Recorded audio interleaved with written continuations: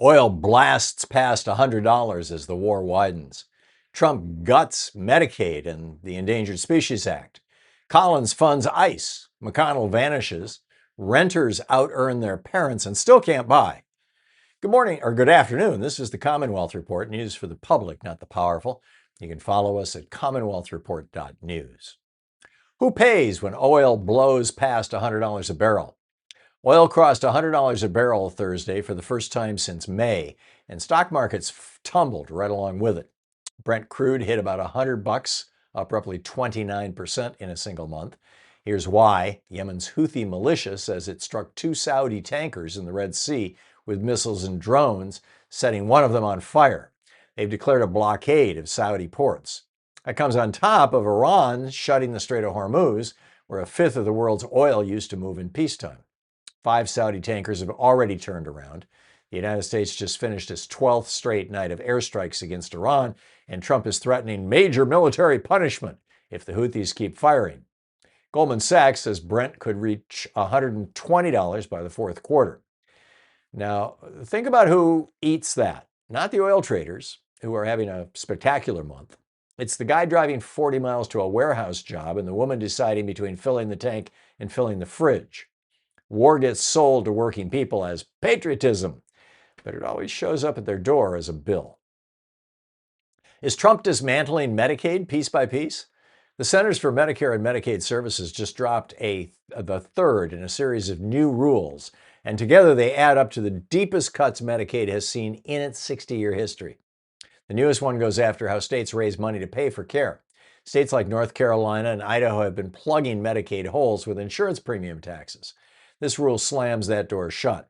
CMS itself estimates the change strips $198.7 billion out of state Medicaid funding over the next decade. Add the new work reporting requirements and a proposed rule slashing provider payments, and Anthony Wright of Families USA calls it, quote, a coordinated dismantling of the Medicaid program. States get squeezed from both ends. They lose the revenue and they're forced to spend new money building paperwork systems, some as much as $30 million apiece, to kick people off. Medicaid turns 61 next Thursday. This is the birthday present. Fewer people covered, providers paid less, and public dollars shoveled into red tape instead of care. That isn't reform. That's demolition with a press release attached. Did Susan Collins hand ICE a blank check? Maine Democrats have found their issue, and it's wearing a badge. An ICE agent shot and killed 26-year-old Colombian immigrant Sebastian Duran Guerrero outside his home in Biddeford after agents boxed in his vehicle. His 3-year-old daughter was seen crying afterwards. Susan Collins chairs the Senate Appropriations Committee. She cast the deciding vote on giving $70 billion in new ICE money. Quote, Susan Collins is directly responsible for handing ICE a blank check, end quote, said Devin Murphy Anderson of the Maine Democratic Party. Collins did ask Homeland Security to pause non-urgent vehicle stops. Trump overruled her the next morning on Truth Social. That's the whole story of Susan Collins in a single news cycle. She votes for the money, then sends a strongly worded request, then gets ignored. Trump's ICE forces have now shot around 24 people and killed 6. A new poll has challenger Troy Jackson leading 49-46, which in Maine counts as a dead heat. Independence you can't cash isn't independence. It's a costume. Trump just gutted the Endangered Species Act. Nature is losing to naked capitalism and Trumpism.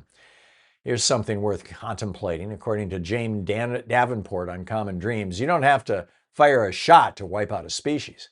You only have to bulldoze the place it lives. For 50 years, the Endangered Species Act understood that. The word harm in the law covered destroying habitat, and the Supreme Court upheld that ruling in 1995. On July 10th, the Trump administration erased it. Harm now means only killing or injuring an animal directly. Log the forest, drill the wetland, mine the hillside, and as long as you don't shoot the owl on your way out, you're clean. Habitat loss is the #1 driver of extinction on this planet. Aaron Weiss of the Center for Western Priorities calls it, quote, a gift to the oil barons and foreign mining companies. Writing today, Jane Davenport of Defenders of Wildlife says we're closer than we think to losing our wild neighbors, and she's right. The bald eagle, the American alligator, the California condor, the humpback whale, every one of them came back because Americans decided some things simply aren't for sale. That law has kept 99% of listed species from going extinct. It took this country 50 years to build that consensus, and one Friday afternoon rule change to auction it off. The lawsuits are already filed. Extinction, though, doesn't have an appeals process.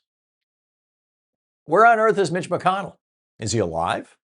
The 84-year-old senator from Kentucky hasn't been seen in public for weeks and hasn't cast a single roll call vote since June 11th.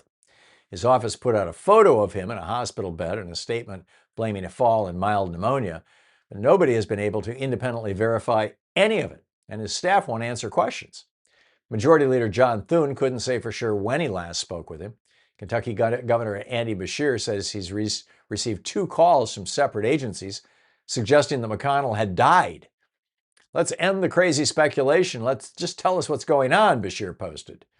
Here's the part that actually matters. Under Kentucky's 2024 law, a special election requires 63 days' notice, and election lawyers point to August 3rd as the practical cutoff. Step down after that date, and his people can run out the clock and fold the seat into November on their own terms, his people being McConnell's. So this may not be a medical mystery at all. It may all be about the calendar. Geeky science alert, earning more than mom and dad and still renting as owning is unaffordable. Neighbors Bank surveyed 1,011 middle-income renters, people pulling down between $40,000 and $125,000 a year. 44% said they now make more than their parents did at the same age and still can't afford the same life.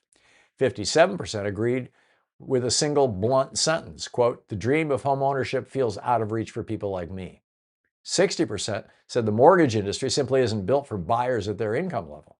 Nearly 1 in 4 have stopped saving for a down payment or never started at all. Then comes the twist. 84% overestimated what a down payment actually requires, and 94% had no idea. Some loans go as low as 3% to 3.5% down.